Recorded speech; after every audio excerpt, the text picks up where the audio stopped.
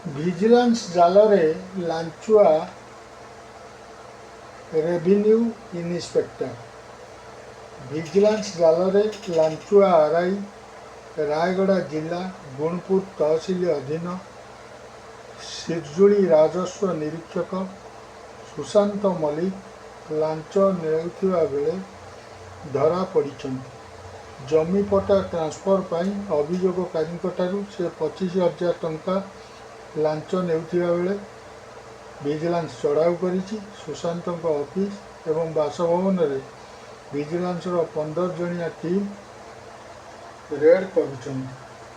ଉଲ୍ଲେଖଯୋଗ୍ୟ ଯେ ଶିରଜୁଳି ଆର୍ଆଇ ସୁଶାନ୍ତ ମଲ୍ଲିକ ଜଣେ ଅଭିଯୋଗକାରୀଙ୍କଠାରୁ ପଟା ଟ୍ରାନ୍ସଫର କରିଦେବା ପାଇଁ 25,000 ଟଙ୍କା ଲାଞ୍ଚ ଦାବି କରିଥିଲେ।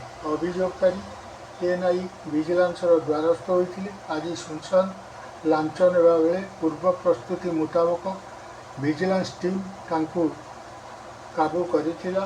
ଆର୍ଆଇଙ୍କୁ ଗୁଣପୁର ତହସିଲ କାର୍ଯ୍ୟାଳୟକୁ ନେଇ ଦୀର୍ଘ ସମୟ ଧରି ପଚରା ଉଚରା କରାଯାଇଛି। ତାଙ୍କ ଅଫିସ ଏବଂ ବାସଭବନ ଭିଜିଲାନ୍ସର 15 ଜଣିଆ ଟିମ୍ ରେଡ୍ କରୁଛନ୍ତି।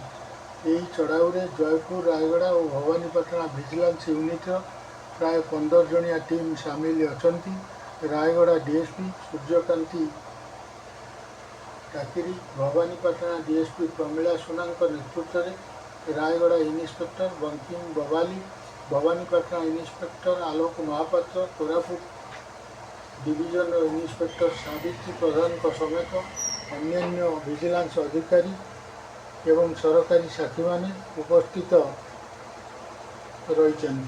ଘଟଣାକୁ ନେଇ ଗୁଣପୁର ତହସିଲ ଓ ରାଜସ୍ୱ ବିଭାଗର ଚର୍ଚ୍ଚା ଜୋର ଧରିଛି। ଜମିଜମା ସମ୍ବନ୍ଧୀୟ କାମରେ ଲାଞ୍ଚ କାରବାରକୁ ନେଇ ସାଧାରଣ ଲୋକଙ୍କ ମଧ୍ୟରେ ଦୀର୍ଘ ଦିନର ଅସନ୍ତୋଷ ପୁଣି ଥରେ ସାମ୍ନାକୁ ଆସିଛି। ଭିଜିଲାନ୍ସ ପକ୍ଷରୁ ଏହି ଘଟଣାର ଅଧିକ ତଦନ୍ତ ଜାରି ରହିଥିବା ବେଳେ ଆୟଠାରୁ ଅଧିକ ସମ୍ପତ୍ତି ସମ୍ପର୍କିତ ଦିଗ ମଧ୍ୟ ଯାଞ୍ଚ ପରିସରକୁ ଆସିପାରେ ବୋଲି ଜଣାପଡ଼ିଛି।